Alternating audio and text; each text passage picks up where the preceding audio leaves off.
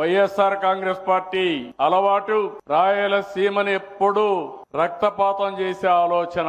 మనం రాయలసీమని నీళ్లు తీసుకొచ్చి ఒక రతనాల సీమగా చేసే ఆలోచనతో మనం ముందుకు పోతున్నాం. ఈ ప్రాజెక్టు గురించి బ్రాడ్ గా మీకు అందరికి కూడా ఒక ఆలోచన ఉండాలి.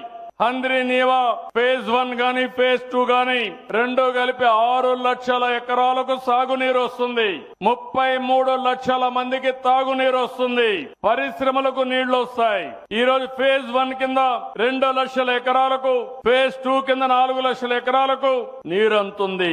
ఇంకొక పక్క కర్నూలులో కృష్ణగిరి, పత్తికొండ, అనంతపూర్ లో జీడిపల్లి రిజర్వాయర్ ఇవన్నీ కూడా నీళ్లు నింపాం. పెన్నా, అహోబిలం బ్యాలెన్సింగ్ రిజర్వాయర్ కి 4 టీఎంసీ నీళ్లు నింపాం.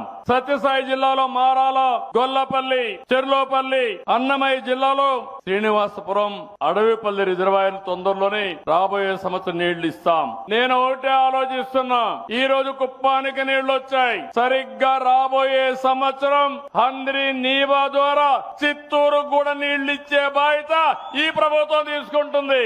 ఇప్పటి నుంచే దానికి కార్యాచరణ ప్రణాళిక తయారు చేశాం. మన ప్రయత్నం ఒకటి, హంద్రీ నీవా ద్వారా 40 టీఎంసీ నీళ్లు, దీన్ని ఇంకా పెంచగలిగితే, నదుల అనుసంధానం జరిగితే, ఈ రోజు మీకు ఒక విషయం గుర్తుపెట్టుకోవాల్సిన అవసరం ఉంది. ఈ సంవత్సరం పై రాష్ట్రాల్లో వర్షాలు బాగా పడ్డాయి. మనకింకా కూడా కొద్దిగా వర్షపాతం తక్కువే ఉంది. కానీ పైన వర్షాలు పడ్డాయి కాబట్టి ఆ నీళ్లు వచ్చాయి.